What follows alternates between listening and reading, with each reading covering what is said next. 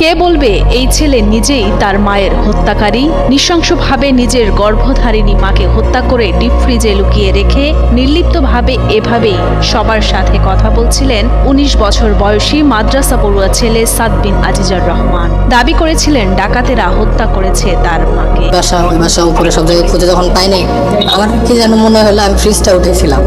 Fridge উঠানোর পরে দেখতেছি না, ভেতর মুখ বাঁধা, হাত পেছনে বেঁধে রাখছিল, মুখও বাঁধা ছিল, গলায় হালকা প্রেশার মতো ছিল।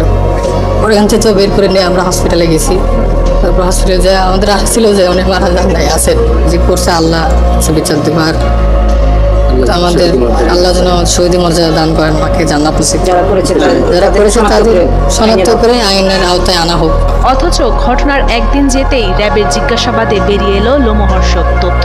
মায়ের হত্যাকারীদের খুঁজে বের করার দাবি করা ছেলে নিজ হাতেই খুন করেছে তার মাকে।